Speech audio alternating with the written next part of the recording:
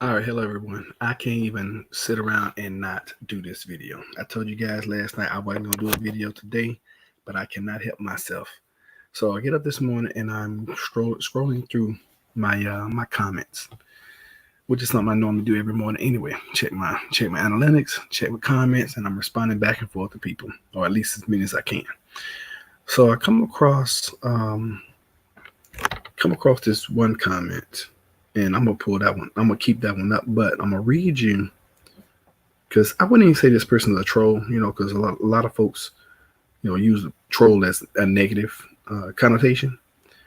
I'm just, I'm having this dialogue back and forth with. See, the thing about on this channel, I believe in keeping everything open and honest. And if you send me some stuff and you don't want it put out to the family, then you probably shouldn't communicate back and forth with me. And of course, I cannot find it now. So anyway, you can attack me all you want. It doesn't matter. I don't care. If you don't like what I say, if you don't like what I'm teaching, if you don't like what I'm doing on this channel, that's fine. Voice your opinion. And I got one person, and I'm gonna try to find it. And this person is like paraphrasing, saying, you should really be ashamed of yourself because I'm talking about the food shortage all the time. And then they go as far as to tell me, but you would need a soul. I'm like, okay. And I thought it was a funny comment. And then later on, this person is just going back and forth with me. I cannot find it now. Lord have mercy. Okay. As soon as I find it, I will talk about it. But 5 days ago, I want to recognize, and I'm gonna do a screenshot real quick. 5 days ago, and I want to apologize for just now putting this up. But like I told you guys the other day, I am so backlogged on comments. It's not even funny. I mean, on videos. So there you can see right here. To Nativity One Michelle or Mitchell. Okay, I'm sorry, Michelle. Uh, Also, Google how to order to shelf is leading the food shortage. And then they sent me this article. Okay, and I've already clicked on this article, so I'm gonna go there now, and I'm gonna read this article to you guys. And I want to know your thoughts on this article, because you know that anytime you get things, good morning, good morning, good morning. Anytime you get things in the media, or anytime you start seeing things in mainstream, you gotta be smart enough to know that somebody is pulling the string and saying, "Hey, we gotta put something out." So I'm gonna show you this. Make sure I'm streaming and make sure you guys can see it. Okay, here's the article. And I read part of this. I said, you know what? I gotta put this out. I have got to go and do a video. All right. Entire aisles are empty. Whole Food employees reveal why stores are facing a crisis of food shortages. Ooh, really? Right? So here we go. Whole Foods employees say stores are suffering from food shortages because of newly implemented inventory management system called Order to Shelf, or OTS. Whole Foods says the system reduces unnecessary inventory, lower costs, and frees up employees to focus on customer service. Now, maybe at Whole Foods, definitely not at Walmart. Because when I go into a Walmart, I can't find anybody. And when I do, they be like, oh, yeah, it's over there on that aisle. Not even close.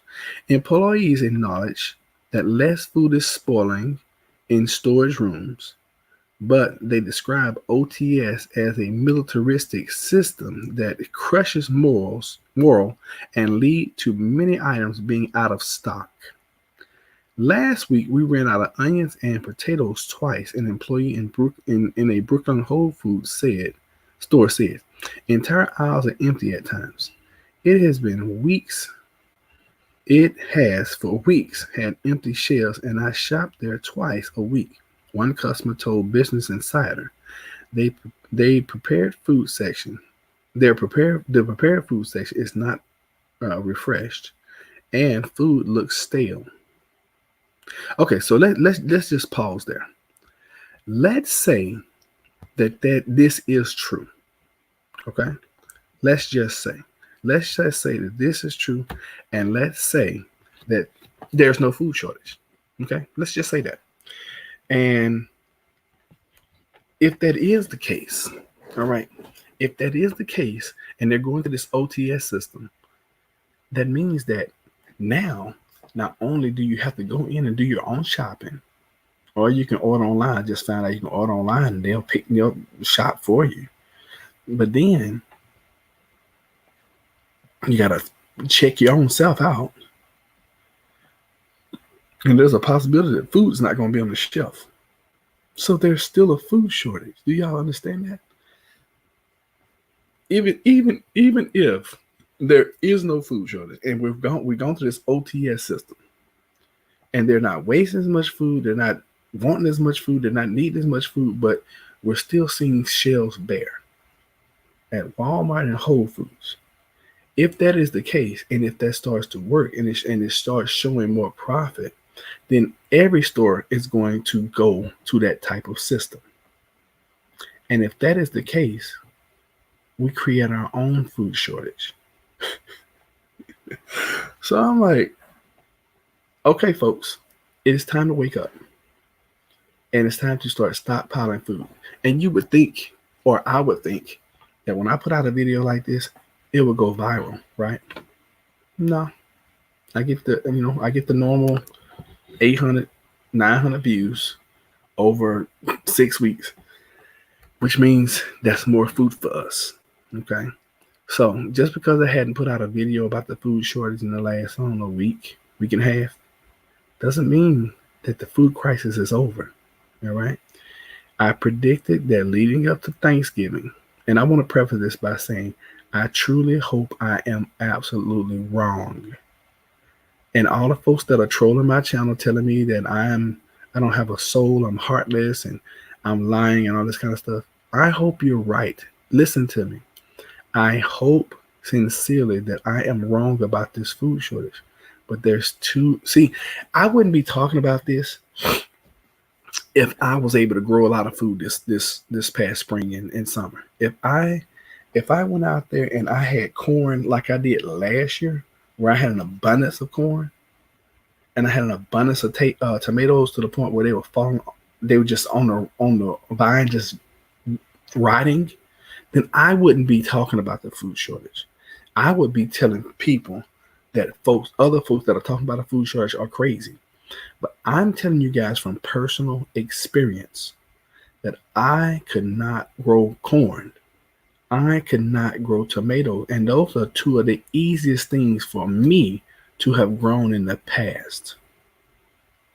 I didn't get but one watermelon out of my little watermelon patch. Now I had several blooms. I had hundreds of blooms, and then they turned into like maybe 4 or 5 watermelons. But the one that actually stuck and came out the ground that we ate, it was only one of them. It was not good. Okay, so things have changed for Plant Based Homestead Prepper and the way I grow food. The premise and the base of this channel was to always put out the food shortage. Okay, always. All right, let's go to chat. Good morning, people. Think there's no food shortage because it's not that bad yet, but the crop losses won't be felt for. I know, Tara.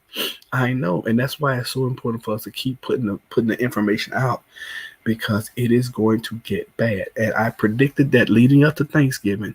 I said I believe that as I walk around, I'm going to see fewer and fewer empty shelves. And leading up to 2 or 3 weeks before Thanksgiving, you're going to see food everywhere in the grocery stores. You're going to see it. I think there's going to be a lull down right before Christmas. And then I think you're going to see an abundance of food for Christmas. However, after the first of the year, I believe that you're going to start walking to your local grocery stores, and there are going to be things that you're not going to be able to get. And I think it's going to start with small items. And then it's just going to keep spreading. All right, let's go back to this article.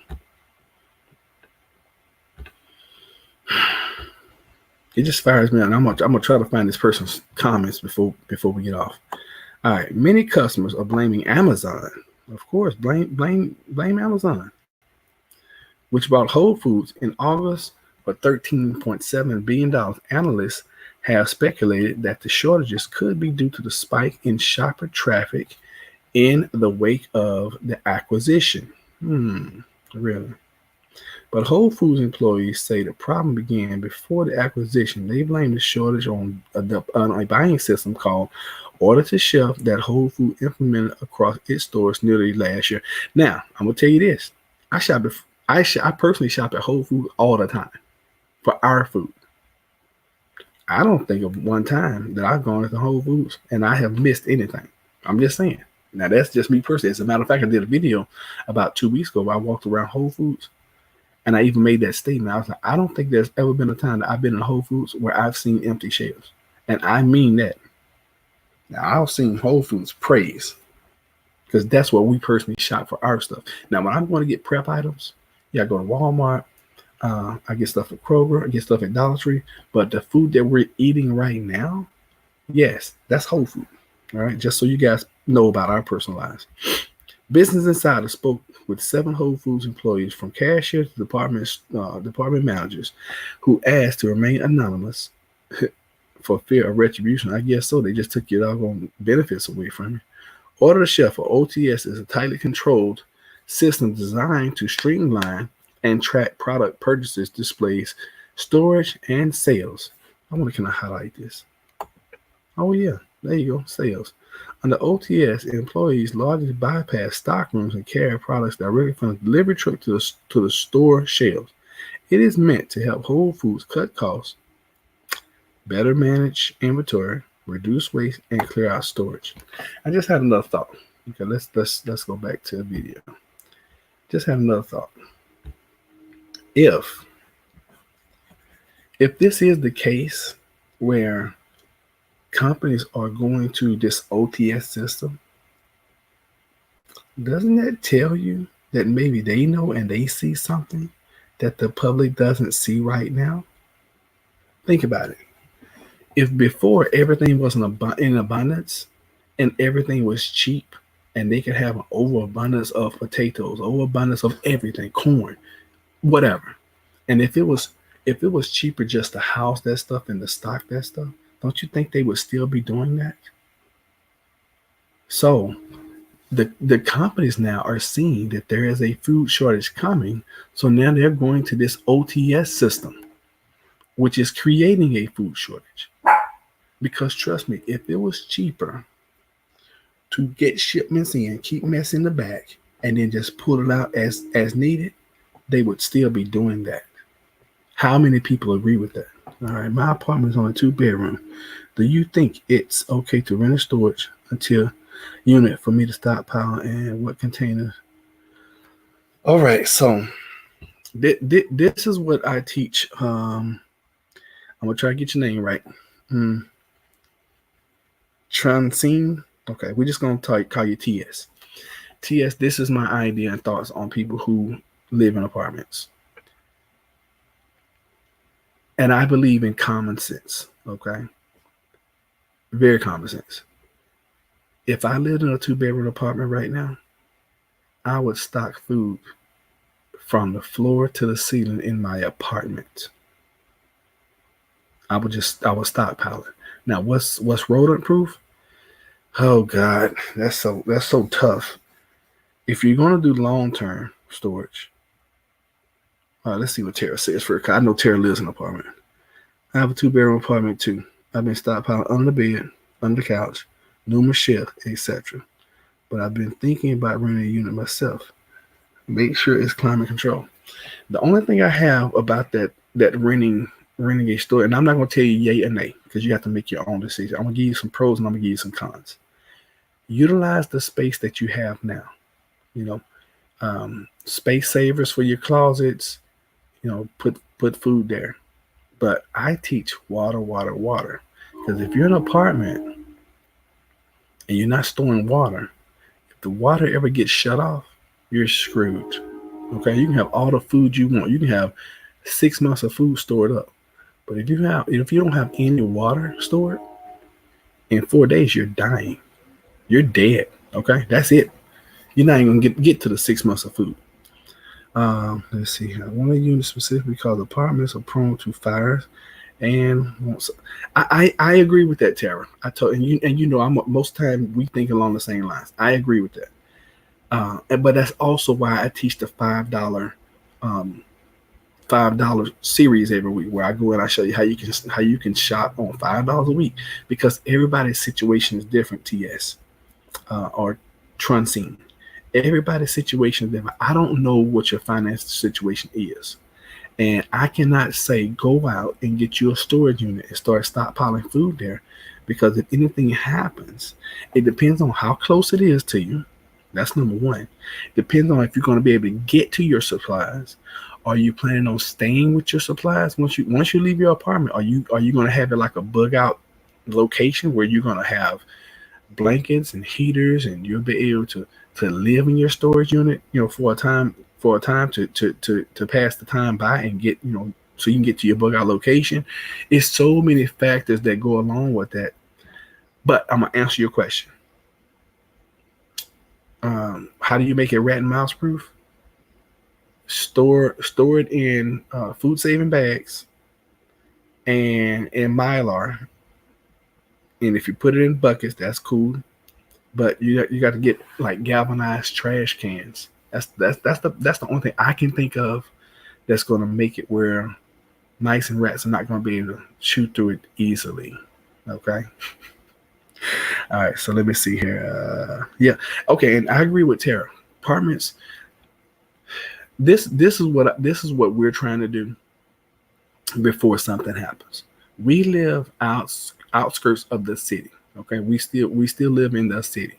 We live in a house. We own it. Well, the bank owns it, but they're nice enough to let us pay the mortgage and rent it.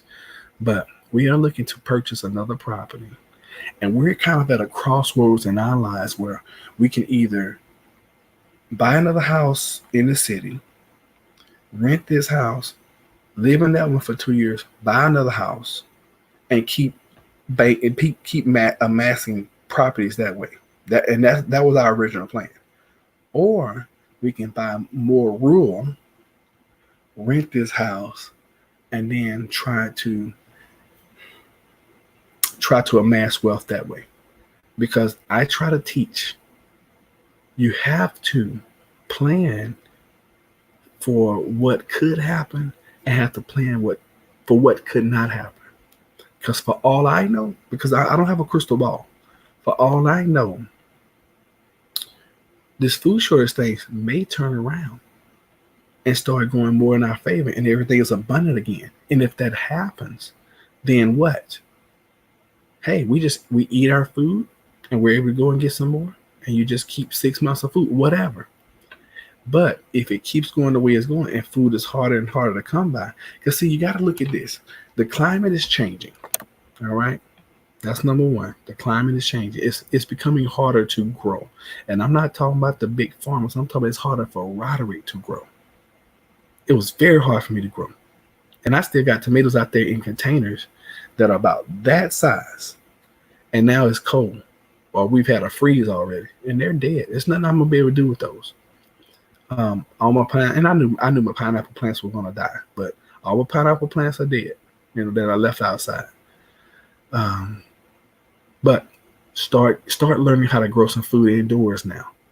Okay. And I always tell people, start with trees. Start with a tree, put it inside your apartment, make sure it's getting some sunlight, and start learning how to grow some food now. You could have several trees inside your apartment.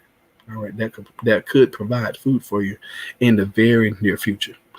All right, regarding rodents, put real peppermint oil and bay leaves inside to deter. They hate peppermint. Yeah, they do. Because when we first moved here, we had Mike's problem. That's what we did. The bay leaves deter a lot of bugs. Okay, cool. Husband's almost home, so I may disappear soon. All right, Tara. I appreciate you for being here. I told you guys I wasn't gonna do a video today, but when I read that article this morning, I was like, this is such crap. I'm sorry, it's not crap. It's good stuff because it's great business. But for me, I picked through what the article is not saying. And matter of fact, let's go back to the article. How about that? Share screen. Beep, beep, beep. And go to the article. Bam. Share. All right. Order to shelf, OTS. And I had heard of this system. I had never read any articles about it. But it's strict procedures are leading to store-wide stocking issues. According to several employees, angry responses from customers are crushing morale, they say. Many have photographs in in this story were provided, blah, blah, blah, blah, blah. And at my store, blah, blah, blah. So that, it's just going to keep talking about the same thing. So here we go. This is at a Whole Food, apparently. And it shows where they have 2 pineapples and 1 rotten banana. Now, if I had gone there, I would have been doing a video like this on this box like crazy. All right, let's see where else. So they said they had pictures. Let's look. Okay. Last week ran out of onions and potatoes twice. An employee in Brooklyn said, blah, blah, blah. Look at that. And I believe that moving forward, this is what we're going to start seeing more of. And what if it is all because of this system right here?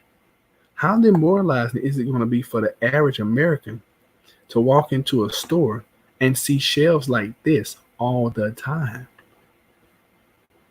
What do you think is going to start happening? It's going to start the masses. Well, then again, people are crazy, so I don't even know. I don't know what people are going to do. Whole Foods streamlining food buying to cut costs. All right.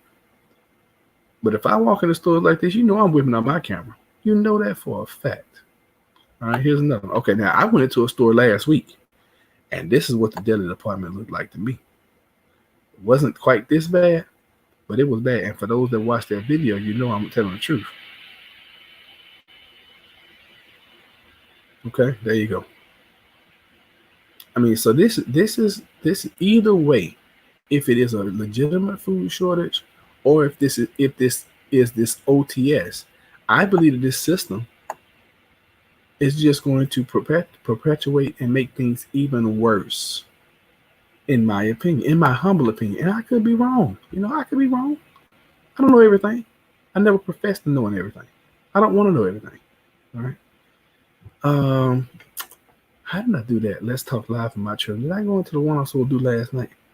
Hey, thanks for being here. Hopefully you subscribe, and hopefully you'll come back often. We talk about this all the time. This is one of the things that we talk about on this channel like crazy. We're gonna talk about the food shortage. It just is what it is. New comments, but you're not showing me the new comments. All right, husband's almost home. It may disappear. Cool, Tara. All right, Prepper Tech, be ready. I don't S what? Prepper Tech, be ready. I don't S what? I think how the hey Clint Eastwood. I'm always nervous when you come in. Always nervous. So we've been on a few minutes, and we actually been on 20 minutes. And this article that someone just sent to me is remarkable to me because it just shows how bad it is going to get in the future. Because I think the larger companies, the Whole Foods and the Walmarts, I think they're seeing it, and I believe they know. And I think this is something that they're doing that's going to try to change their, because they have to make money, period. They're in business to make money. So I'm trying to pull up this, I don't want to call them a troll because, they could have good intentions. And I cannot find it. And I knew I wasn't going to be able to find this now. But this person, they told me I was heartless for talking about the food shortage. I really want to give you your 15 minutes of fame. I really truly do. Okay, here she is right here, or here they are, because just because somebody has a female name does not make them female. All right, so I'm gonna pull this up. Well, I can't pull it up, but I'm gonna show you guys this. It's on my phone. Y'all see that right there? So it's Karen Rick, and I wasn't even gonna do this, but because this person keeps going back and forth, and I want you guys to tell me what you think. So Karen Rick, commented and told me, you should be ashamed of yourself. But then again, that requires a soul. Okay, so for me, that was humorous.